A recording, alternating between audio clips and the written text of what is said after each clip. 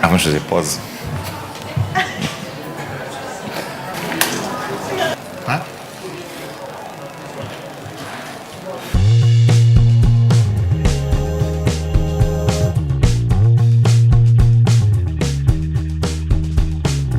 Acho um bocadinho atrasadas, o tempo não ajuda. Isto quando estava um tempo, vir aqui para o fórum é complicado. É verdade. Mas assim, estava-te a contar, assim que eu antes sou uma espécie de uma esponja atrás de oportunidades de piada e achei irónica a minha entrada neste shopping, porque a frase do shopping é "entre para ser feliz", e dei meia dúzia de passos e a primeira coisa que eu vejo é um casal de meia idade e ele está a dizer: "Mas onde é que tu vais?" E ela: "Pela 10ª vez vou ao supermercado comprar papel higiênico." E eu achei maravilhosa a conjugação entre a frase e aquilo que estava ali a acontecer, meia dúzia de passos à frente. Vamos falar um bocadinho. Esta onda de nostalgia que está a haver dos anos 80, achas uma coisa normal? Acho uma coisa muito normal, porque na verdade tem a ver. Eu faço sempre este raciocínio que é as pessoas que agora estão em idade de criar coisas e de estar numa posição em que se calhar podem criar mais coisas, cresceram todas nos anos 80. E portanto é normal, isto são ciclos que funcionam assim. Eu lembro-me que, se pensares nos anos 80, aquilo que a cultura popular nos dava era muita coisa baseada nos anos 60. Porque as pessoas que estavam nessa altura a fazer coisas, se estou a pensar no Lawrence Kasdan com os amigos da Alex, pensando no cinema, ou o Oliver Stone com o Platoon, ou o Barry Levinson tem um filme maravilhoso chamado Diner. Tudo aquilo, acho que todas as gerações olham para o seu passado com alguma nostalgia e na tentativa de tentar arranjar uma explicação para a sua vida e portanto eu acho que todas as gerações fazem isso. Daqui a uns anos haverá pessoas a fazer filmes ou séries ou o que quer que seja sobre os anos 2000. Não sei se olhando com a mesma nostalgia. Eu acho que toda a gente acaba por ter nostalgia do seu passado, mas hoje em dia eu às vezes faço o exercício de pensar o que é que o meu filho e os amigos dele vão retirar deste caos de rapidez e superficialidade que acontece hoje em dia. E digo isto sem qualquer sentido depreciativo, mas eu fico espantado com a velocidade de facto que tudo anda hoje em dia e a rapidez com que se agarram coisas e se largam coisas. E eu quando tinha a idade do meu filho, tinha ídolos e cultos e mesmo mais tarde era a tal era em que ouvíamos os discos do princípio ao fim, sabíamos a ordem das faixas, porque também ouvíamos em vinil. Não dava muito jeito para sim, não dava muito jeito para isso. Mas tenho alguma curiosidade em saber o que é que vai ser a nostalgia destes tempos. Vai ser um bocado o eco daquilo que está a ser apresentado. Mas eu estava a perguntar isso porque tens imensos filmes que aparecem hoje em dia em que vão buscar a banda sonora construída quase só com músicas dos anos 80. Sim. Mas eu acho que tem a ver com isso. Eu acho que tem muito a ver com o facto dos criadores, de uma boa fatia de criadores, estarem nesta idade e estarem a olhar para o passado como todos os criadores de uma determinada geração. E depois o que acontece também é que com isso acabam por se criar modas. Eu lembro-me que nos anos 80 a banda sonora dos Amigos da Alex, que é toda feita de canções dos anos 60, vendeu imenso. Foi um mega êxito. Acho que as gerações mais novas abraçam essa nostalgia do passado. Eu, a propósito da série do 1986, recebo muitas mensagens de miúdos de 18, 20 anos a dizer que adorariam ter vivido naquela altura. E que gostam da música e que se identificam com a estética, e acho isso muito interessante. Sim, mas acaba por ser um bocado. Vamos acabar por vai-se criar ciclos em que as pessoas não vai sair destes 30 anos, porque vai ser sempre um bocado o eco. Sim. Andamos sempre, no fundo, acho que andamos todos em busca do sentido da vida em todas as gerações. E muitas vezes vamos tentar encontrá-lo lá atrás. Eu, por exemplo, fiz esta série para fazer assim uma espécie de ajuste de contas, no bom sentido e no sentido pacífico, com o passado, e por isso fiz aquilo baseado em coisas muito concretas da minha vida, tipo a relação do miúdo, do Tiago, do protagonista, com o pai.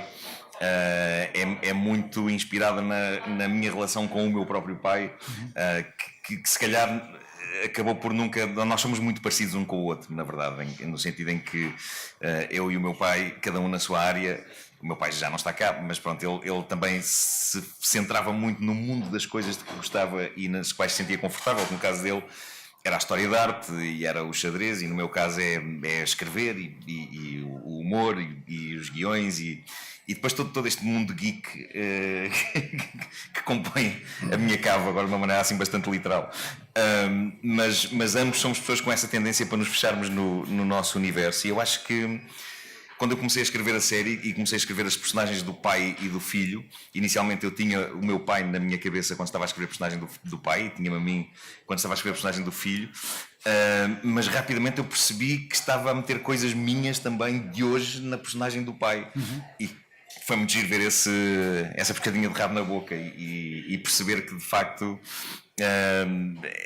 muitas vezes nós temos coisas a apontar aos nossos pais, coisas que nós achamos, culpabilizamos-los de algumas coisas, mas na verdade se calhar não, às vezes é só uma questão de ADN, não sei, há coisas que não conseguimos escapar e temos que aprender a gostar delas e a viver com elas. De facto, quando vais buscar a tua irmã para colaborar contigo na escrita, ela não te obrigou a pôr lá uma personagem feminina como a irmã do Tiago? Não, por acaso não. Mas portanto nós acabámos por juntar memórias dos dois. Ela obviamente tinha para aí 5 anos na altura em que aquilo se passa, e em 86, mas obviamente que tinha memórias também desse tempo. E portanto o que fizemos foi não quisemos que aquilo fosse a história da família Marco, e talvez daí se explique que ele não tenha uma irmã. Por isso acho que juntámos coisas dos dois naquela personagem. Aliás, juntámos coisas dos dois em várias personagens. Aquilo está muito espalhado por aquelas criaturas todas, e também com um bocado do Filipe Homem Fonseca, que se juntou também a nós para escrever, e da Joana Stickini Vilela, que foi a nossa consultora da época e que também trouxe memórias muito úteis dela, sobretudo porque nós, na nossa casa, o meu pai teve de votar Mário Soares, apesar de ser comunista, porque teve que engolir o sapo na segunda volta, e nós estávamos com muito medo que a série ficasse muito centrada só do ponto de vista de uma família mais de esquerda, e portanto quando chamámos a Joana Stickini Vilela, eu chamei-a porque ela tinha acabado de lançar, aliás podem encontrá-lo aqui na FNAC de certeza, o livro LX80, e portanto eu achei que era a pessoa ideal. Eu adorei aquele livro e liguei-lhe logo a convidá-la para ser a consultora desta série. E a sorte grande foi ela dizer: nós naquele tempo, os meus pais eram apoiantes do Freitas. E eu, perfeito, então agora temos as duas visões e conseguimos fazer uma coisa mais equilibrada. Como é que escreveram uma série com 4 argumentistas, certo? Na verdade 3, e a Joana a dar ideias, sim, e a dar-nos o sabor da época. Entre vocês, como é que se estruturar? Tipo um writer's room em que... aquilo funcionava assim. No princípio de tudo, na realidade, aquilo era uma sinopse de uma espécie. Achava eu que ia ser uma curta-metragem que eu escrevi no início dos anos 2000, e que era uma coisa chamada O Videoclube, que era de facto sobre cinefilia, e era sobre a paixão de um puto tímido por uma empregada de um videoclube. Que de facto aconteceu uma paixonete entre mim e uma empregada do videoclube do bairro, que eu nunca tive coragem para... Mas foi só unilateral. Para declarar. Sim. Portanto, eu tinha esse curta sinopse sobre essa história, que era uma história de amor muito geek e muito à volta de filmes. E depois aquilo ficou arrumado numa pasta, porque eu não sabia sequer. Eu na altura estava a trabalhar nas produções fictícias e estava a fazer, acho eu, o Paraíso Filmes, e portanto era nem sequer as pessoas sabiam quem eu era, apesar de já estar a fazer O Homem que Mordeu o Cão, mas eu não me imaginava a ir bater a portas a dizer: tenho aqui um guião, quem é que dá dinheiro para fazer esta curta?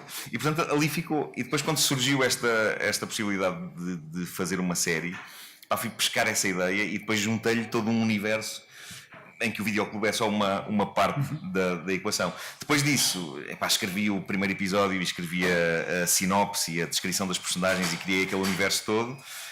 Mandei aquilo para a RTP rezando para que eles gostassem. Eles não me disseram nada durante muito tempo e eu pensei: olha, mais um projeto para a gaveta. E depois, incrivelmente, houve um dia em que eles ligaram a dizer: olha, estamos mesmo interessados em fazer isto. E foi aí que chamei a Ana e o Filipe e a Joana, e depois o método era muito giro, porque uma vez criado aquele universo e estabelecidas aquelas regras, nós trabalhámos muito em conjunto. Nós passávamos tardes em casa da minha irmã, à volta da mesa. Comemos imenso sortido húngaro, que havia lá na pastelaria da rua. Acho que todos engordámos um bocado. E ao mesmo tempo estávamos. Foi um processo maravilhoso, porque ao mesmo tempo a Joana Stickini Vilela ia à hemeroteca a tirar fotografias a páginas de jornais da altura. Então nós sabíamos sempre o que eram os anúncios e as coisas que estavam a dar na altura. Foi numa dessas páginas que fui pescar um gag que eu gosto muito do primeiro episódio, que na verdade não é um gag. Se fosse na altura era só uma conversa entre duas pessoas. Foi o tempo que fez daquilo um gag, que é quando o Fernando, o dono do videoclube, está a descrever à filha, à Marta, o computador que tem, em que ele diz orgulhosamente 1 mega tem este menino, e de facto isso é um anúncio que estava no jornal. E foi maravilhoso podermos transformar um diálogo normalíssimo de 86 numa piada de 2018. E pronto, portanto reuníamos todos tínhamos ideias sobre o rumo da história, começámos a traçar todos um esqueleto do que é que a série e do que ia acontecer num arco maior, aquelas personagens, e depois em pequenos arcos de episódio para episódio. E depois dividíamos trabalho, depois íamos para casa com as ideias que tínhamos estado todos a cozinhar, e eu desenvolvia um episódio e o Filipe desenvolvia outro, a minha irmã desenvolvia outro, e estávamos sempre em comunicação para que não houvesse falhas de coerência de uns episódios para os outros. Eu sou completamente delirante a escrever, a minha irmã é mais de pés assentes na terra, e essa combinação é vencedora, porque às vezes eu queria ir muito longe. E o Filipe era o meio termo. O Filipe era meio termo, sim. E a minha irmã dizia: isso não faz sentido com o que está no episódio 13. E eu: raios, pois não, caramba.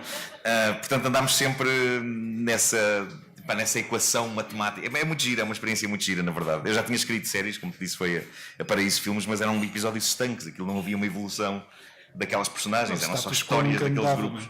Sim, agora haver uma história que evolui, em que as personagens mudam, e isso é mais interessante. Tem que se olhar para aquilo tudo mesmo como se fosse um filme de 13 horas, não são bem horas, mas pronto, 13, 40 minutos.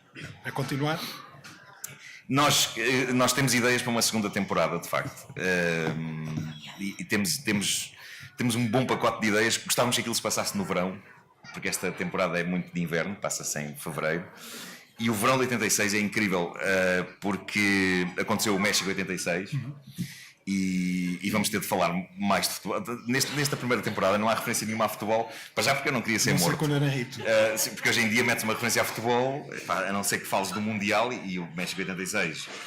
E neste caso o Naranjito da primeira série é sobre o Mundial, e portanto não há grandes polémicas. Agora, obviamente, não me fazia sentido que as personagens, uma fosse do Benfica e outra do Sporting e outra do Porto, porque isso ia-me arranjar sarilho hoje em dia. É pior do que brincar com a igreja. Sério, eu quando comecei a escrevi aquele sketch com o Nuno Artur Silva da Última Ceia para o Herman, e eu hoje pensei, se esse sketch fosse feito, acho que não ia acontecer nada do escândalo que aconteceu naquela altura. No entanto, se fizéssemos um sketch sobre futebol, possivelmente éramos mortos hoje em dia. Hoje é perigoso. Sim. Mas estava a dizer, da segunda temporada, queríamos fazer uma coisa no verão. Há o México 86, foi o ano em que o Calipo chegou ao catálogo da Olá. Queríamos fazer uma coisa sobre o campismo, ir para o campismo, sobre o facto de ser impossível em 86 arranjares outro padrão de t-shirts que não dissesse windsurf e surf, mesmo que não fizesse surf. Eu lembro que andava com t-shirts a dizer windsurf, a questionar-me, mas isto é horrível, eu estou a trair em próprios da Água Viva, não era? Era. Eu tinha mesmo uma t-shirt da Água Viva, em que eu coloco tipo Água Viva em uns windsurfs.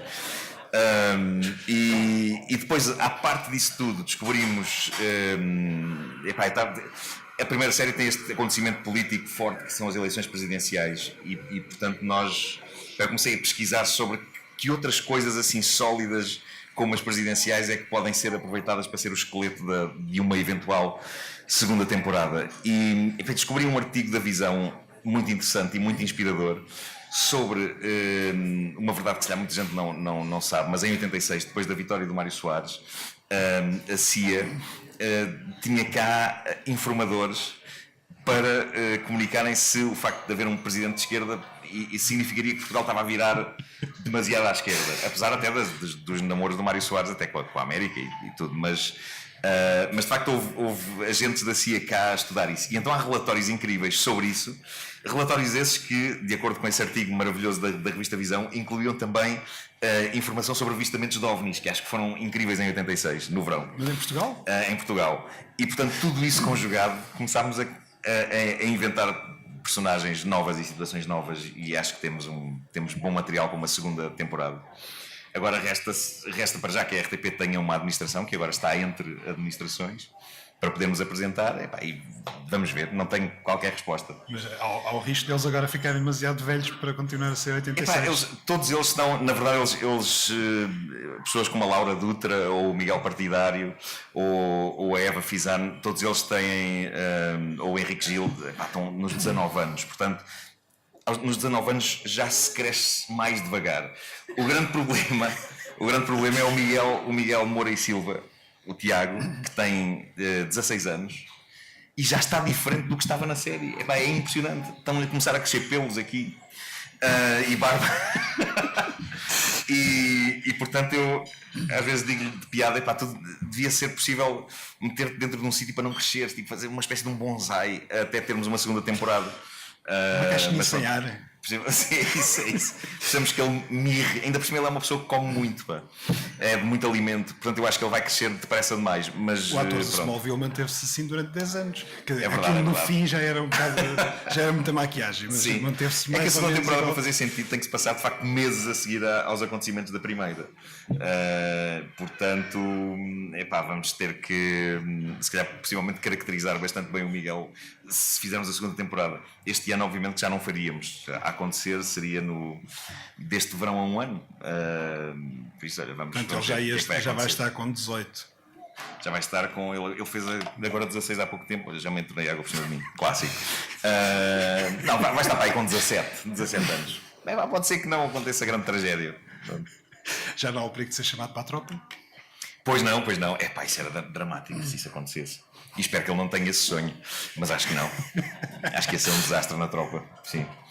E digo isto com carinho. Eu revejo-me muito nele. E de facto eu percebi que ele era a pessoa ideal quando o vi num festival de peças de 1 minuto no Liceu Camões, em que ele de facto teve muita graça naquilo que estava a fazer.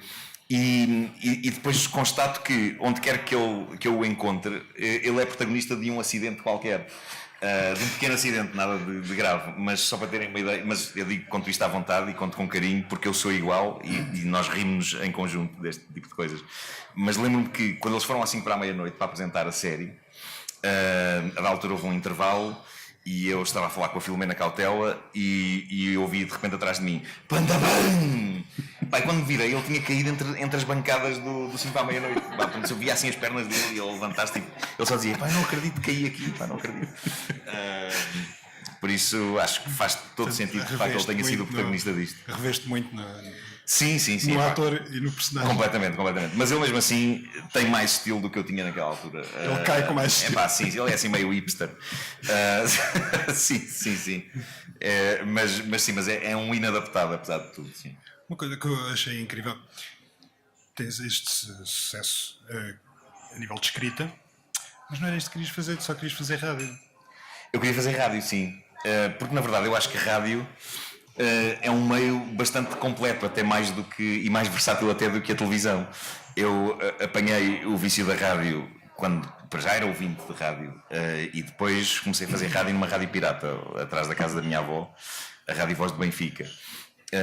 E percebi aí que era aquilo que eu queria fazer, porque na verdade a rádio pode ser milhões de coisas. Tanto pode ser, estás a pôr música e dás a conhecer uma música de que gostas às pessoas, ou pode ser contares uma história, ou pode ser fazeres um sketch, pode ser criares uma espécie de filme sonoro com efeitos, e o resto é a imaginação da pessoa que cria. Sim, por exemplo. E portanto eu sentia que rádio era muito fascinante dessa maneira. E dentro da rádio depois poderia desenvolver várias coisas. Podia desenvolver a escrita, o humor, era por aí. Portanto, tirei um curso não tinha médias para entrar na faculdade em Comunicação Social, precisamente porque passei tempo demais na Rádio Pirata, em vez de estudar. Portanto, tinha umas médias normais, mas não as que chegassem para entrar para a Comunicação Social, que era muito exigente.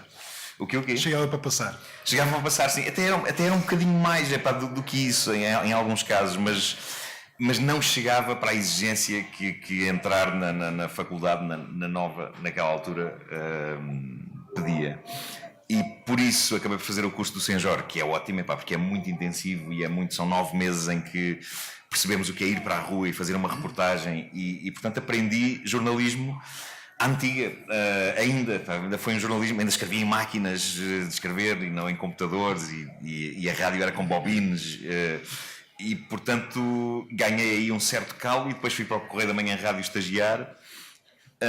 E o Correio da Manhã Rádio, apesar do nome, não tinha a ver sequer com o espírito do jornal. Era uma rádio até bastante elegante, não, era uma rádio muito cool e urbana, com boa música, bons programas de autor, mas pertencia ao mesmo dono do jornal Correio da Manhã. Pronto, e foi aí que me foi sendo dado espaço, pelo meio do trabalho todo que eu fazia, que me chateava, das conferências de imprensa e fazer cobertura da UGT e da CGTP eu definhava, não era aquilo claramente que eu queria fazer, então eu começava a meter humor dentro das minhas peças de reportagem, às vezes até demais, e citações de filmes. Lembro que houve uma vez um acordo qualquer entre a UGT e a CGTP em que eu citei Casablanca no fim da minha peça. Isto pode ser o começo de uma bela amizade. Portanto comecei a implorar ao Rui Pego, não ao Rui Maria Pego, que esse não era nascido ainda na altura, mas ao pai, ao Rui Pego, que me tirasse da informação, porque eu na verdade queria fazer outras coisas. Ok, já sei como é que é, mas não é esta a minha vocação. Portanto eu gostava de fazer outras coisas em rádio. E ele dizia-me sempre: calma, lá chegarás. E lentamente fui fazendo outras coisas até conseguir fazer o que faço hoje, que gosto muito, que é contar histórias em rádio. Eu acho que O Homem que Mordeu o Cão é de facto uma rubrica, é contar histórias. Todas elas eu procuro que tenham graça, mas acima de tudo contar histórias, criar suspense enquanto se está a contar, construir a história de maneira a agarrar a atenção das pessoas é uma coisa que me continua a dar muito gozo e acho que a rádio é ótima para isso. Por isso é que eu digo que se um dia me for vedada toda a possibilidade de fazer televisão, que não me vedem a possibilidade de fazer rádio. E hoje em dia, mesmo que me vedem a possibilidade de fazer rádio, hoje em dia uma pessoa pode fazer rádio em casa. Os podcasts são as rádios piratas outra vez, é o espírito dos anos 80, das rádios locais. Fizeste muito mais a nível de escrita, para além de chegaste a escrever banda desenhada.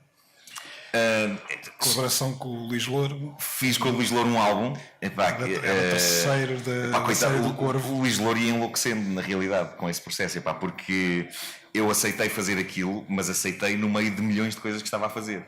E portanto eu descurava muitas vezes e tinha a história mais estruturada, mas depois ia-lhe fornecendo aquilo em fascículos. E ele às tantas ligava-me a dizer: já desenhei tudo, quero mais. E eu: calma. Foi um processo tramado, demorou muito a ser feito. E eu gosto muito do Luís Louro, mas creio que se calhar ele já não quer trabalhar mais comigo porque ia enlouquecendo. Mas acho que fizemos um álbum engraçado. E sim, aconteceu isso e eu gosto de rabiscar, mas sem técnica nenhuma, só mesmo pelo gosto que tenho em desenhar. E as pessoas que não sabem desenhar olham para os meus desenhos e dizem: tu és um gênio. E eu depois tenho que lhes explicar: não, mas reparem, todos os bonecos estão virados para o mesmo lado, porque se eu os vir para o outro saem tortos. Mas é uma coisa que eu gosto de fazer, mas adoraria escrever mais guiões para BD. Já falámos até sobre isso várias vezes. Sim. Já começámos alguma coisa. Eu tenho que prestar aqui homenagem ao Miguel, porque uma das coisas que ele tem estado a fazer, que, se vocês acompanham o Facebook da série 1986, são cartazes de filmes de 86 com as personagens da série 1986. Ele agora está a fazer as aventuras de Jack Burton nas Garras de Mandarim e está a ficar incrível. E eu agradeço-te por isso agora de viva voz, já para agradecer de várias maneiras. Não, eu estou a ver aquilo mais ou menos como são as fantasias do Tiago. É um bocado, sim. A ver os filmes a estrear e imaginar o que poderia ser. Está muito dentro do espírito que acontece no primeiro episódio, quando ele sonha que é uma espécie de Mad Max e sonha que a Marta é uma espécie de Red Sonja e que o pai é morto pelo Chuck Norris. Red Sonja já tinha estreado em 86. Provavelmente isso passou. Eu acho que tinha. Nós tivemos essa preocupação de que as referências estivessem certas e falhámos uma referência, mas que eu não me arrependo do falhanço, porque às tantas epá, não estamos ali a criar uma reconstituição histórica de rigor. Epá, temos uma história para contar e há uma parte em que eles estão a falar sobre a radicidade. Epá, e tem muita graça ver o Miguel Partidário a dizer cidade, número 1, aqueles jingles da cidade da altura, mas na verdade a cidade só abriu no verão de 86. Portanto, não fazia sentido eles em fevereiro estarem a falar da radicidade. E depois disseram-me isso, olha que a radicidade só abriu mais tarde. E eu pensei, pá, não quero saber. Vamos aqui, já está. Vamos aqui criar uma cápsula de tempo. Já está. Exato. É isso. Eu vou abrir. Alguém tem perguntas para o Nuno Marco? Ninguém. Já agora vou prestar homenagem ao Bruno Tens? Caetano, que está. Onde é que está o Bruno Caetano? O Bruno Caetano fugiu para ali. Está ali atrás. Graças ao Bruno Caetano realizei um sonho de escrever para a animação no videoclipe do Cine Girassol dos Azeitonas, que foi aquele senhor que realizou. E eu acho que se trata de um gênio. Queria só dizer isto, pronto. Não foi só esse o videoclipe. Foram dois. Foram dois videoclipes. Foram dois, mas o fundo da garrafa já foi mais. Já não tive a mesma. Ou seja, o Cine Girassol, aquilo são fantasias minhas que eu vomitei em cima do Bruno. E pronto, epá, o fundo da garrafa foi muito imaginado por ele, epá, mas foi muito giro fazer a sequela do vilão. Epá, ninguém pensa nos vilões. Eu gosto de pensar nos vilões, por isso é que no 1986 o Bully, ao mesmo tempo, é uma besta. O Henrique Gil fez a personagem muito bem, mas no fim as pessoas acabam por ter algum carinho também por ele. Epá, Há ali uma redenção. E há uma explicação para ele ter o feitio que tem. Boa tarde. Boa tarde. Só duas perguntas. A primeira é: o que é feito da Nespra? Sim. Se sim, quando? Se não, por que não? Sim. E se não, apresente já a reclamação, porque acho que Não, mas estamos a pensar nisso. é pá, assim, e rápido. Sim. Só há um número limite de repetir os podcasts. Sim, claro. E a segunda pergunta é um bocadinho com esta: o ressurgimento da Guerra das Estrelas. Eu faço parte dos fãs antigos, Sim. mas acho que este ressurgimento foi absolutamente surpreendente. Temos miúdos, Sim. episódio 4, 5, 6. Sim. Quando o viram, certamente acharam os efeitos especiais básicos ou primários, coisa que nunca foram, mas Sim. tens alguma explicação enquanto fã, para que isto tenha pegado? Porque, por exemplo, Star Trek não pegou de todo da mesma maneira. Pois não, mas eu acho que a grande diferença chama-se Disney. Eu não tenho qualquer problema com a Disney, pelo contrário. Quando as pessoas dizem é demasiado Disney, eu respondo sempre: Disney para mim provocou-me alguns dos meus maiores pesadelos, e ainda bem, de infância. Mataram a mãe do Bambi, O pai do Simba. criaram aquele demónio gigante no Fantasia. Ou seja, Disney sempre foi negrume. E as pessoas esquecem-se disso. Aliás, o que é maravilhoso na Disney é que sempre foi negrume equilibrado com doçura. E essa combinação para mim é vencedora. Portanto, eu não tenho qualquer problema quando as pessoas dizem: ei, a Star Wars agora é Disney. Mas eu acho que tem a ver muito com o facto de ter essa máquina toda muito grande por trás, que o Star Trek não tem. E com o merchandising, todo o marketing à volta disso, obviamente que cria-se uma espécie de emboscada global em que os miúdos têm que gostar daquilo. E ao mesmo tempo depois descobrem o que ficou para trás, e isso é muito giro. E hoje em dia quase que deixou de ser. Há várias coisas que deixaram de ser nerds, passaram a ser mesmo mainstream. O Star Wars, os zombies. Os zombies é incrível, porque eu lembro-me de toda a gente gozar comigo por eu gostar de ver os filmes do Romero, e de adorar filmes de zombies eu acho que a última grande manifestação de zombies ainda limitadas a um culto foi para aí o Shaun of the Dead, do Edgar Wright, e talvez o 28 Days Later, embora não sejam zombies no sentido tradicional, porque eles correm e são muito rápidos e tudo.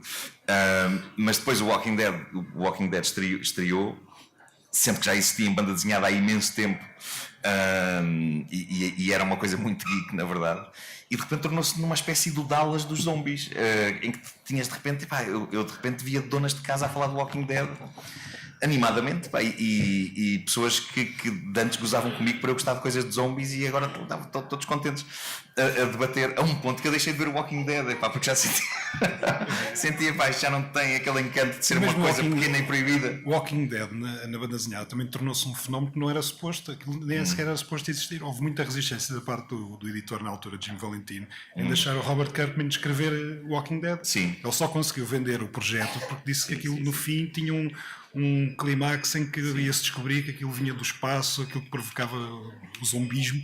Sim. E então ele conseguiu vender o projeto. Quando o Jim Valentino me perguntou, então onde é que está? Não, isso era só para convencer. Só poder continuar. O desgraçado à espera. E entretanto aquilo já estava a vender milhares e não iam cancelar por causa disso. Claro. Mas eu acho que o segredo do Walking Dead mas na verdade é o segredo de toda a boa ficção de terror ou de ficção científica, que são histórias humanas e são sobre coisas muito terrenas e não propriamente sobrenaturais, só que se usa esse mecanismo para falar de assuntos. É um bocado um dos meus exemplos favoritos disso é o They Live do John Carpenter, que é uma sátira política incrível, disfarçada de um filme de série B que tem a maior e melhor cena de porrada de sempre da história. Gosto sempre de sublinhar esse facto, sim. E entretanto era sobre a Nespera. Nós achamos que nós quando fizemos aqueles coliseus todos, já foi surreal para nós fazermos os coliseus. Foi surreal quando estávamos lá sentados a olhar para aquelas salas cheias de cima a baixo e a pensarmos, poxa, mas isto é só uma alarvidade que a gente fazia em viagens de carro, uns com os outros, em que propunhamos esses dilemas, e de facto aquilo tornou-se depois naquele fenómeno. Mas nós estávamos a começar a sentir que já não estávamos a ter boas ideias de dilemas, e começámos a temer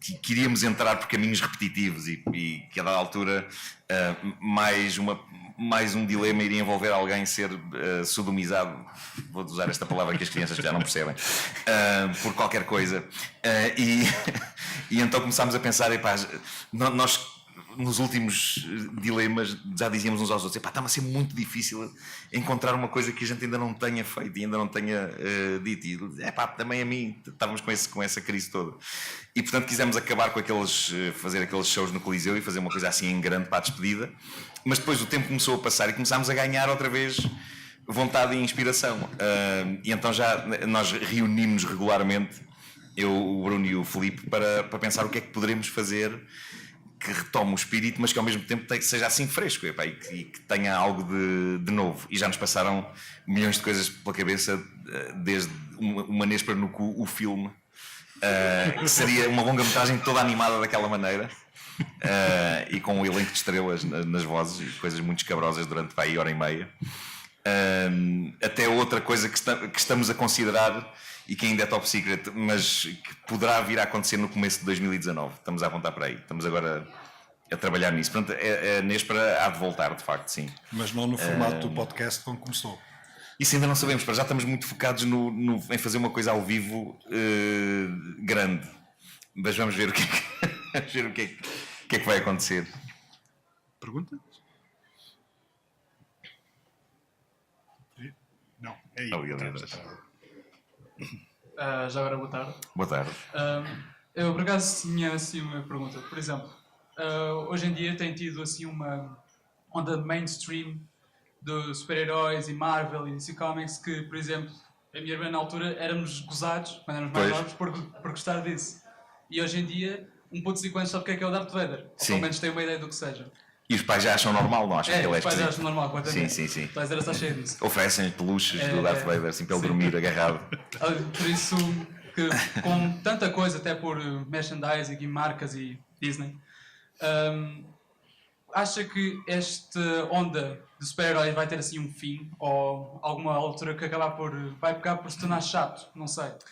Já há pessoas que acham que já se começa a falar naquela fadiga de super-heróis, mas eu pessoalmente aquilo para mim eu adoro. Há uns filmes melhores que outros, mas eu adoro o universo Marvel de cinema, Epá, porque é como se fosse é tipo a minha novela. Pá. Eu adoro aquilo, adoro a maneira como tudo aquilo se liga umas coisas às outras.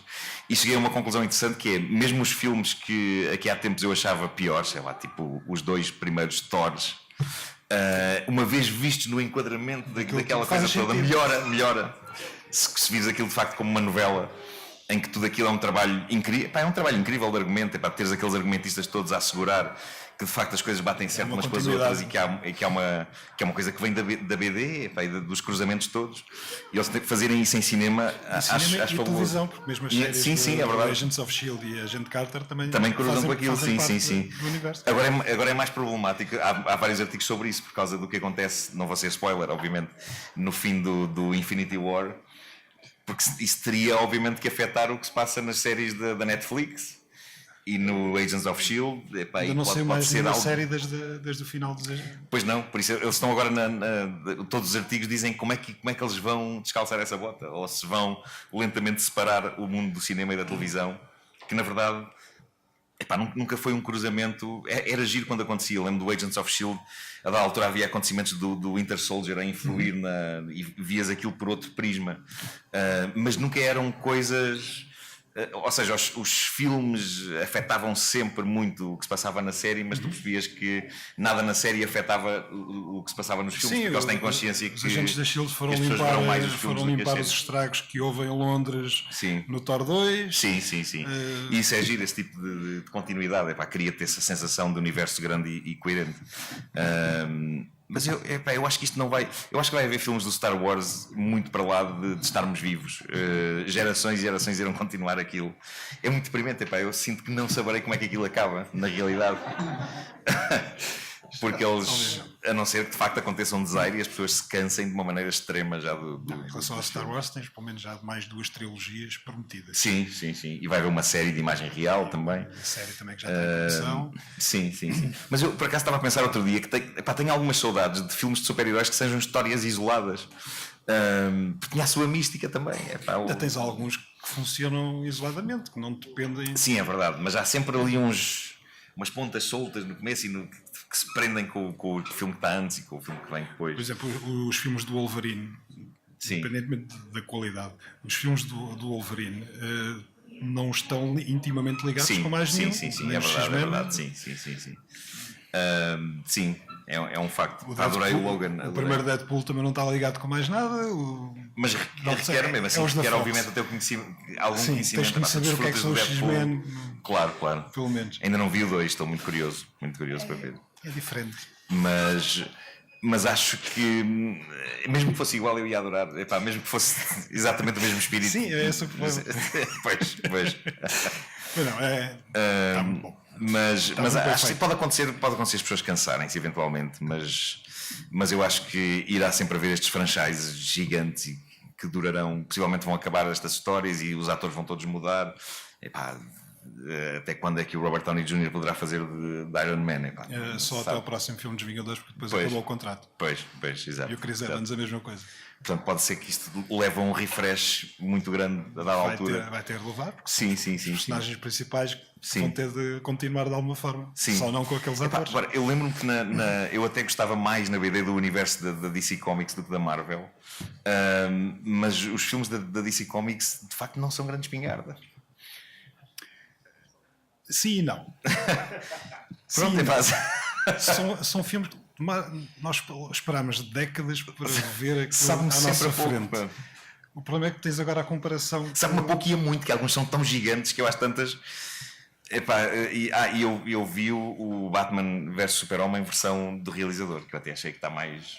Sim, está bem construído. Mas é uma vida inteira que uma pessoa dá sentada a ver o filme. Podes partir aqui, podes fazer uma minissérie daquilo em tua casa. Aquilo que eu noto em relação aos filmes da DC é que antes de nós chegarmos a ver, já tens tanta crítica negativa. Tu já vais com expectativas tão em baixo que tu já vais preparado para matar o filme assim que começas a vê-lo. Mas há parte disso há ali qualquer coisa. Vais matar o filme. Sim, mas há qualquer coisa na Marvel que está tão bem. Eu acho que está muito bem oleado. Aquilo é uma máquina muito bem oleada e parece que há assim uma ligeira maldição ali em cima do. Eu gostei muito do Wonder Woman, mas o o Justice League epá, tem. Foi o filme mais Marvel que a DC produziu. É verdade, é verdade. Mas mesmo assim não Marvel o suficiente para eu achar que resultasse por esse lado. Epá, mas Tinha o humor que os filmes da Marvel têm. sim. Tinha todo o super-heroísmo que os filmes da Marvel têm. Tem muitos Sim, problemas. mas depois, Tem muitos problemas. Não- Tem, de facto, sim. Mas não... Falta sempre aquela fluidez que tu vês nos outros. Acho eu, epá, isto é uma opinião minha, mas estou sempre à espera que a cada novo filme que eu. Olha, este agora é que isto vai. Sinto sempre que aquilo está sempre para arrancar. Normalmente dizem que eu gosto de tudo, mas o Esquadrão Suicida eu gostei, mas recebeu imensas críticas negativas. Eu não cheguei a ver o Esquadrão Suicida. Não cheguei a ver esse. Pois é. Mas sinto que há lá muita coisa para eu gostar, de facto. Sim. Mas teve tanta crítica negativa que Sim, mataram sim, a criança sim, à nascença. Sim, também é verdade. Depois há esses hypes e esses anti-hypes, também é verdade, sim. Perguntas? Só mais um ponto. Força. Dito isto da tal fatiga dos super-heróis, em questão de novos criadores, qual é assim mais a sua perspectiva para pessoas que queiram entrar neste tipo de mercado ou neste tipo de situações, tipo criações, novos super-heróis, ou sem ser Marvel ou DC, tipo, originais? Epá, não faço a mais pequena ideia. Eu adorava que alguém em Portugal criasse um super-herói. Há vários, mas precisavam de ser mais divulgados. Epá, mas olha, não te sei responder. Como eu não trabalho nessa área e sou apenas. Os super-heróis para mim é muito na ótica do utilizador e não do criador. Mas eu acho que estão sempre a aparecer coisas maravilhosas, sobretudo em banda desenhada. Depois, eventualmente, acabam ou não por ser adaptados a cinema. Mas enquanto continuarem a existir cómics e graphic novels e esse tipo de coisas, acho que não faltará nunca. Agora, uma das coisas giras que eu descobri foi aquela série do Netflix, o Happy, que é baseada naquela do graphic novel do Grant Morrison, sim. Eu acho aquilo completamente. Isso é de facto refrescante o que acontece ali, porque é tão negro e ao mesmo tempo o facto de ser um polícia drogado e decadente que de repente é contactado pelo amigo imaginário de uma miúda que desapareceu e que é um unicórnio muito fofo, parece saído da Disney. De repente tens aquele choque entre aquele mundo decadente das drogas e do sangue e do negrume, e de repente há aquele unicórniozito com a voz do Patton Oswalt. Eu achei isso muito giro. Mas há sempre coisas, de facto, Não, há sempre motivos para. Se quiseres focar só nos super-heróis, é um bocado limitado, porque super-heróis é um mercado tipicamente americano. Pois. E nos Estados Unidos, super-heróis ou são feitos pela Marvel ou pela DC. Tudo o resto que tenta fazer super-heróis. Nós temos depois portugueses a trabalhar para esses super-heróis. Sim, Isso sim. temos. O Jorge Coelho, que O Jorge Coelho por esteve aqui exemplo. no último programa. Não, o Ricardo Nessa não chegou a fazer super-heróis. Mas temos vários autores portugueses a trabalhar em super-heróis. Mas isso é uma coisa típica do mercado americano. Sim. Em Portugal nunca vai resultar, porque tens sempre muitas pessoas a fazer melhor e com uma máquina de merchandising muito maior do que nós alguma vez vamos fazer cá. Esse é o grande problema dos super-heróis. E está limitado a Marvel e a DC. Mesmo nos Estados Unidos, todos os que tentam fazer super-heróis fora da Marvel e da DC nunca vai muito longe. Tu encontras muitos projetos Encontras às vezes uma coisinha de culto, gera assim um fenómeno. O Invincible na Image, que foi até aos 100 e tal números, mas acho que também já acabou. Não sei, porque normalmente eu vejo apresentações de novo reboot do Invincible, não sei em que ponto é que está neste momento. Mas são casos muito esporádicos e são duas ou três situações a nível de super-heróis. Mas depois tens outros fenómenos mais pequenos, como começou, por exemplo, o Walking Dead, ou mesmo o Happy, são coisas mais pequenas, que não têm nada a ver com super-heróis, mas que têm bastante sucesso e impacto. Eu estava a procurar coisa para dizer, agora esqueci-me. Então, no caso, isso é quase que uma espécie de solução para autores ou artistas portugueses, dito assim. Não, mas peraí, a tua pergunta é em relação a quê? Como é que alguém que quer fazer banda desenhada pode se lançar em Portugal? É um pouco nesse âmbito. Por exemplo, temos artistas e desenhadores que ou trabalham para grandes máquinas ou que criam individualmente. Minha pergunta era, no âmbito de criador e próprio publicador, no caso Indie Comics, até assim dito, qual é assim a esperança do que se pode ter aqui em Portugal, sem ter que procurar assim no estrangeiro? Em As Portugal, esperanças em Portugal são sempre muito baixas. pequeno. Em qualquer área. Pequeno. Mas depois acontecem coisas incríveis. Epá, por exemplo, eu aqui há tempos, e agora não é sobre banda desenhada, é outra área, mas aqui há tempos eu percebi que havia animadores portugueses a trabalhar no Rick and Morty. E contactei-os e entrevistei-os, depois fiz um direto com eles para o Facebook. E de facto a maneira como eles se ingraram lá fora e agora fazem parte da equipa de animação do Rick and Morty e estão para ficar, foi incrível. É quase desarmante de tão fácil, mas basicamente eles estavam cá, não conseguiam fazer nada porque é muito difícil fazer animação em Portugal. Está ali Bruno Caetano que nos pode assegurar eu vejo que este homem sofre e ele faz coisas incríveis com sacrifício do seu bem-estar. E da sua família. E da sua família. Ele tem uma criança pequena que nasceu há pouco tempo. Mas tem muito a ver, e o Bruno também poderá dizer alguma coisa sobre isso, mas tem muito a ver com carolice acima de tudo. E uma luta quase titânica com carolice. Mas o que aconteceu com estes dois jovens do Rick and Morty foi tão simples como eles encontrarem um anúncio no Canadá, naquela produtora de animação, a pedir pessoas. Eles responderam e mandaram as suas coisas e foram contratados. Muitas vezes as pessoas entram ficam deprimidas, obviamente, aqui dentro e julgam que por as coisas não funcionarem cá dentro não irão funcionar em mais lado nenhum, e depois há esta malta que diz: olha, não se perde nada em se calhar responder a este anúncio, a ver o que é que acontece. É uma questão então de e acontece. ir à procura, certo? Sim, há ali um elemento de sorte também, mas sobretudo um elemento de talvez não ficar deprimido e tentar que se abra alguma porta. É o clássico: quem não arrisca não petisca, e de facto eles arriscaram. E a Sara, uma das animadoras, é o Tiago e a Sara. A Sara, só a paixão com que ela me estava a descrever o trabalho dela no episódio do Pickle Rick é incrível. Ela fez aquele design todo da armadura dele e a maneira como tudo aquilo encaixa com as partes de ratazana e toda a cena de violência no esgoto. É maravilhoso pensar que há uma portuguesa que trabalhou numa coisa tão icónica da animação como isso. Obrigado. Mas no fundo o meu conselho é: se quiseres fazer alguma coisa a nível de banda desenhada, faz e mostra a pessoas que estejam a editar. Mostra ao Bruno, porque além de fazer animação também está como editor da Gifloy. Se quiseres mostrar a mim, posso tentar aconselhar. Eu sou editor e um dos autores do Apócrifos. Também com grande sacrifício. Um grande sacrifício. Claro. Mas é mesmo o que o Nuno está a dizer, é pura carolice. Ok. Obrigado. Mais? Já agora? Claro. Não vou fazer uma pergunta, mas vou só adicionar umas coisinhas aí ao que têm dito. A nível de autores portugueses que estão a trabalhar para o mercado norte-americano, temos o Jorge Coelho a fazer o Robocop agora. Sim, está muito bom. Não referi mais autores autores porque não tive mais nenhum dos autores. Tive Montenegro, mas que já neste momento não está a trabalhar lá para fora. Mas não tive nenhum dos autores no programa. Eu estava só a referir autores que eu tinha tido. Miguel Mendonça tem cá vir, que está neste momento a fazer o Batman. Ele está no Detective Algarve. Comics. Ele teve cá há umas semanas. Ok, tenho de apanhá-lo cá. Daniel Henriques está a fazer arte final para... Ele faz para muitos de coisas, mas eu acho que foi para a Aquaman. Daniel agora. Henriques não consegue dormir. Pá. Não, ele não dorme. E está-nos a faltar quem? Está-nos a faltar alguém... o André Lima Araújo. O André Lima Araújo que está a fazer Creator Owns, mas também está a trabalhar para a Marvel. Filipe Andrade, mas já não. Filipe Andrade está parado há uns Está tempos. parado. Em relação ao Happy, que excelente série. É incrível. Há um português a animar.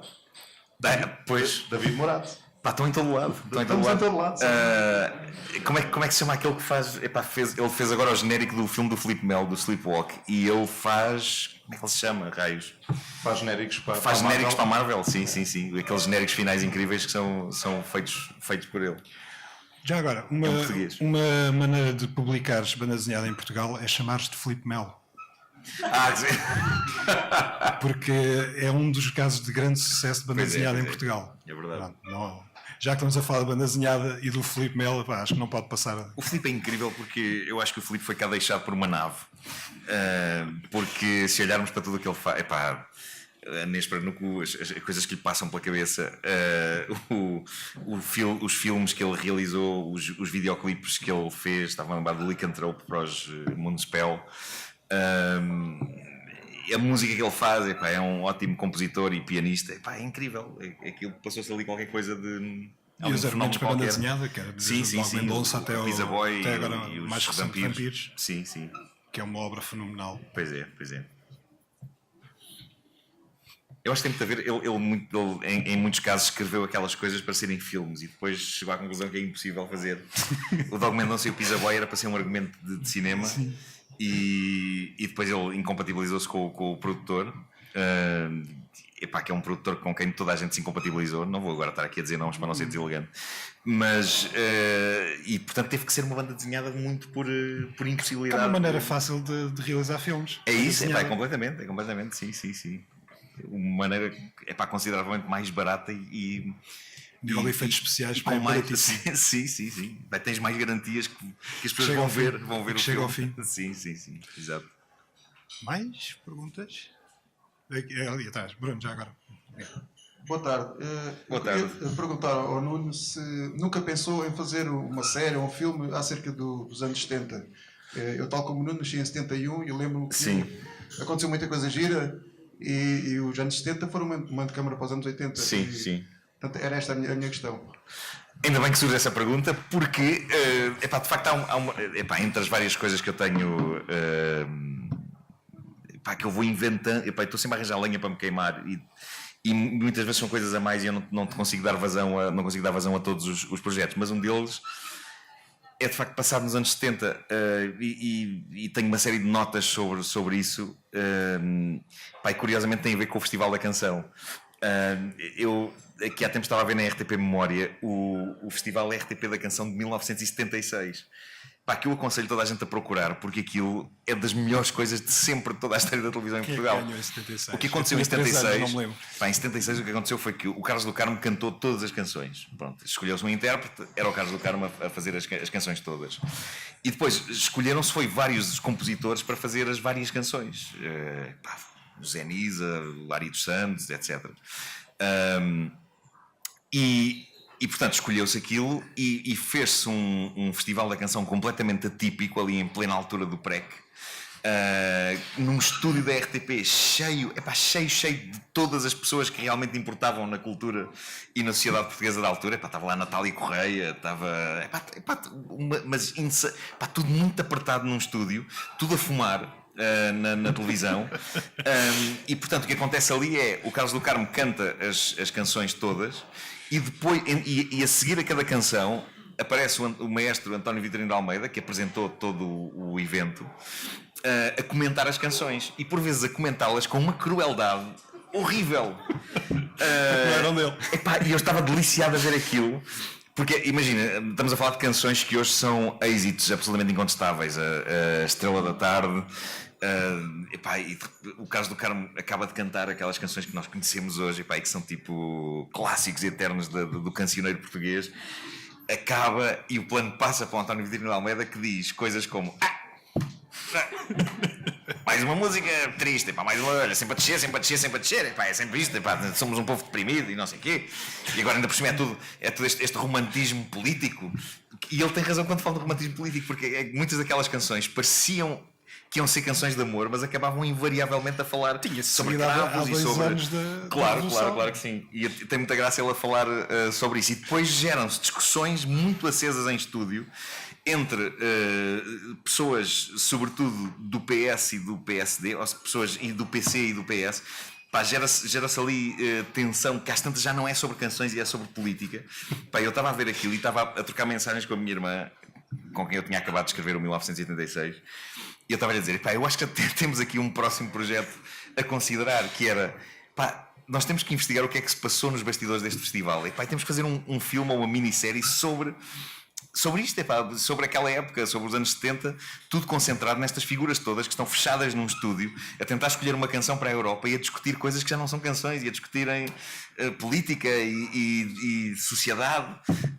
Eu achei aquilo maravilhoso. E estava a ver o António Vitorino de Almeida a falar e começou-se a desenhar tanta coisa na minha cabeça. Eu comecei a pensar, pessoal, há um tipo capaz de fazer o jovem António Vitorino de Almeida hoje em dia em Portugal. Laura. Não, epá, na realidade não. É o Zé Pedro Vasconcelos. Epá, eles são iguais. E eu, epá, imediatamente mandei uma mensagem ao Zé Pedro a dizer: epá, tu tens que procurar na RTP Memória, vai aí à box e vê este festival, porque eu estou seriamente a considerar fazer um argumento sobre isto com a minha irmã. Epá, eu acho que só há uma pessoa em Portugal para fazer o papel do António Vitorino de Almeida enquanto jovem, porque é igual, epá, os esgares e as pausas e o sarcasmo e tudo. Epá, tudo Quem é que isto punhas poderá a ser fazer de feito. Carlos do Carmo? Epá, isso é uma boa questão. Para isso não pensei. Só tenho o Zé Pedro na cabeça para fazer António Vitorino de Almeida, mas de resto não pensei em mais ninguém. Portanto, isto epá, é daquelas coisas que se já houvesse neste momento uma administração na RTP, a gente se calhar propunha. Porque eu acho que dá um filme muito interessante e se calhar dá um filme um bocado na onda do Good Night and Good Luck do George Clooney, uma coisa feita a preto e branco mesmo, epá, para recriar um bocado o ambiente daquilo. E para ver os bastidores de todas aquelas figuras clássicas dos anos 70 ali a interagirem umas com as outras, e assanhadas numa zaragata tremenda por causa de uma canção para a Europa, que era o nome do programa, Uma Canção para a Europa, que é também o nome do disco do Carlos do Carmo, que tem essas canções todas desse festival. Mas é fascinante. Tu veres as canções a acontecerem e de repente veres o António Vitorino de Almeida a dar cabo delas mas ao mesmo tempo as discussões de uma elevação intelectual na televisão, que incrível, e tu olhas para aquilo e depois olhas para a Casa dos Segredos e pensas, o que é que correu mal? Aconteceu? Nós estamos todos a ficar trogloditas, isto não pode descambar mais, Não digas isso. Pois pode, tens razão, ainda é capaz de descambar mais, mas portanto, é uma das possibilidades, vamos ver o que é, se isto dá em alguma coisa, mas achei muito interessante a possibilidade de fazer uma coisa sobre esse tempo e esse festival da canção. Perguntas? Áudio? Não. Pois. Ora viva. Bom, eu sou estudante de animação, então é mais por curiosidade, mesmo sabendo que o mercado não é grande coisa em Portugal para além do cinema independente. Eu gostava de saber se alguma vez passou pela ideia de fazer uma série ou uma curta de animação. Várias vezes, mas muitas vezes mesmo. E chegou a haver, eu lembro-me de há bastantes anos ter havido uma reunião ainda nas produções fictícias com uma produtora de animação por causa de um projeto que eu e o João Quadros tínhamos de desenho animado, e essa reunião foi seguramente a reunião mais deprimente em que eu estive em toda a minha vida, porque basicamente consistiu eu e o Quadros a explicar qual é que era a nossa ideia. Era uma espécie de Arca de Noé futurista, era uma coisa assim completamente louca, e nós a explicarmos a ideia e o pessoal da empresa de animação a dizer isso não, é impossível fazer em Portugal, não temos meios, não temos nada, complicado. Não há dinheiro, não há nada, não dá, e a gente, pronto, então obrigado e boa tarde. E portanto já houve várias coisas que se esboçaram. Lembro-me de há muitos anos estávamos a falar também com a Anima Nostra para a eventualidade de fazer eu tinha criado um conceito que está engavetado, nem sei, pode ser que algum dia volte a pegar nisso, uma animação para adultos chamada Porno Silva, que era sobre uma família que fundava uma empresa de pornografia em casa. Era basicamente isso, e depois chamava Homens das Obras e o carteiro e o merceeiro, e o pessoal todo ia lá fazer uma perninha nos filmes, e era com os bonecos, chegámos a esboçar os bonecos e tudo. Mas todas as minhas experiências de animação, à exceção do trabalho que fiz ali com o Bruno Caetano naqueles videoclipes, nunca deram em nada, na realidade. Acaba-se sempre por se esboroar. Por isso é que mais uma razão para que estes vídeos com o Bruno, eu ter grande alegria de ter podido participar nesse processo, mas é muito complicado, de facto. Quer dizer, agora se calhar está mais facilitada a tecnologia, entretanto já há mais comunicação, já tal como avançou. falaste do Rick and Morty. Sim. Portanto, se calhar é mais fácil nós chegarmos ao outro lado. Sim, talvez sim. Onde há mais dinheiro para financiar este tipo de projetos. Nunca te sentiste tentado em sair? Portugal tem-te tratado bem Nunca te Tem, sentiste- até tem, mas é sempre um tratar bem relativo. Epá, demora muito a conseguir-se fazer coisas cá. E apanha-se muitas, muitas desilusões e muitos cabelos brancos. E é Mas tudo a história, bastante. por O exemplo, 1986 por acaso foi das coisas mais fluídas e felizes de sempre, desde o princípio até ao fim. Mas geralmente as coisas são bastante tortuosas. Pá, eu vinha da experiência de um filme, o Refrigerantes e Canções de Amor, que é um argumento que me é muito pessoal, mas o processo de produção foi muito tortuoso na realidade. Já teve muita zaragata e muito. Não, porrada não houve, porque eu não sou violento. Mas foi muito complicado. Pá, e é muito. Geralmente tem-se muitas desilusões. Vão-se conseguindo fazer coisas e algumas correm bem, outras nem por isso. Mas não é fácil, obviamente, não é fácil. Mesmo assim, houve-se histórias de Hollywood em que as coisas também não são, mesmo os projetos que nós Mas, estamos a sim, falar, mas- a menos que já haja muito dinheiro por Sim, trás sim, a sim, empurrar aquilo. Não, Mas há sempre mais oportunidades, porque cá não há. Aliás, não é preciso ir a Hollywood, basta irmos Não, à Espanha. Eles já têm uma indústria de cinema e de séries de televisão a funcionar muito bem. Cá é muito complicado, o país é muito pequeno e de facto, apesar deste culto todo que o 1986 tem, e de termos levado uma data de pessoas agora ao Altice Arena para um concerto que a gente lá fez, como é que correu? há uns dias correu muito bem mesmo, foi incrível, fiquei mesmo feliz com aquilo. Mas olhando para as audiências, o que é duro é perceber que apesar de haver este culto todo, ainda bem que a RTP decidiu pôr os 3 episódios na RTP Play, porque aí é que ganhou o culto e ganhou os visionamentos, porque se estivéssemos a contar só com a transmissão tradicional às terças-feiras, é um desastre, as audiências ali é um desastre, porque de facto, objetivamente, as pessoas preferem os reality shows e as novelas, não há hipótese. Mas a perder ao mesmo tempo que seja para isso, eu iria doer mais se fosse perder por uma coisa parecida, e aí eu pensaria, ok, se calhar não fiz as coisas bem. Mas tu assim nem percebes bem se fizeste bem ou mal as coisas, porque Agora já tão podes- avassalador a diferença de audiências é tão avassaladora que às tantas eu já nem vou ver que audiência é que cada episódio teve semana após semana, porque já sei que pronto, mas é tal coisa, anda ali à volta de 200 mil pessoas, mais coisa, menos coisa, vai variando Por semana? Sim, o que é considerado audiências baixas. Mas, quando eu penso nisso, são 200 mil pessoas, vão-se lixar, ótimo, é bastante melhor do que zero. É considerado baixo. Sim. Num país O de share e as Num país de 10 audiências. milhões em que Mas praticamente depois já toda a percebes quando gente... olhas para os reality shows e para as praticamente novelas. toda a gente já tem televisão por cabo. Sim. São 100 canais, Sim, 90 sim. canais, Sim. 200 mil. Eu acho ótimo, mas se fores a ver as análises, eu só lembro-me de ver notícias, ainda antes de ver os números, notícias que diziam série de Nuno Marco estreia sem brilho nas audiências.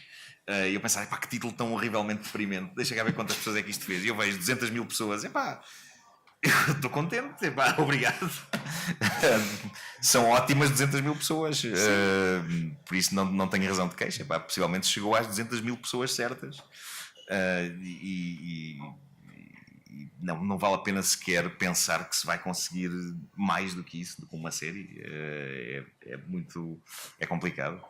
Há números de comparação de outras séries de ficção, de produção nacional. As séries da para RTP andam muito, nunca saem muito dessa área.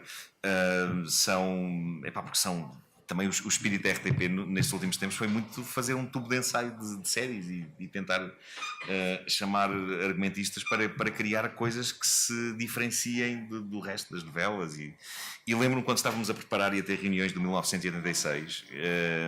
Quem estava a liderar o gabinete de ficção era o Virgílio Castelo, e lembro que nas reuniões que tivemos com ele houve reuniões muito divertidas, quer dizer, agora à distância são divertidas, mas lembro que no início, quando eu fui lá vender o projeto à RTP e tive uma reunião para lhe explicar o que era o 1986, o Virgílio, com uma grande brutalidade, disse-me: tu não consegues fazer isso sozinho, tu és um gajo da comédia, isto tem que ter...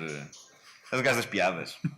E eu, não, olha que eu consigo fazer mais qualquer coisa. E ele, não, és um gajo das piadas. Portanto, é incrível, mesmo assim aos 46 anos, uma pessoa ter que provar coisas. Eu acho ótimo. E depois tudo ficou bem, ele gostou da série, mas inicialmente estava com esse ceticismo. E uma das preocupações muito grandes que eles tinham, e eu percebi que havia uma grande obsessão nisso lá dentro, era que isto não fosse de facto novela, que isto se distinguisse da linguagem da novela. O que é tramado porque a ficção em Portugal está de facto muito viciada pelas novelas. Em muitos casos a própria interpretação dos atores, eles têm que fazer as novelas para ganhar a vida. Portanto, é preciso haver pessoas como o Henrique Oliveira, por exemplo, que fez a minha série, que tem uma visão, ele é muito cinéfilo e tem uma visão mais cinéfila das coisas, ou então uma pessoa como o Sérgio Graciano, que eu admiro imenso. O Sérgio Graciano é um realizador de novelas e de séries, e ele é muito cinéfilo e consegue fazer essa ponte das duas coisas. Ele fez O País Irmão e está agora a realizar uma próxima novela onde a Laura Dutra vai entrar. Portanto, eu acho que envolverem o Sérgio Graciano nisso é um ótimo passo, porque pode elevar, ou o Artur Ribeiro, outro realizador bom que está a fazer novelas, mas de facto pode ajudar a elevar as novelas a um ponto em que seja mais fluido, daí passar-se para as séries e fazer-se ficção de outra maneira. Perguntas? Não? Olha, resta-me agradecer-te. Muito obrigado Teres também vindo. pelo convite. E agradecer à FNAC por me deixar estar aqui durante estas semanas, que este será o último que eu vou fazer aqui desta temporada da FNAC. Há de voltar em outubro. E muito obrigado também Obrigado a todos também. Obrigado.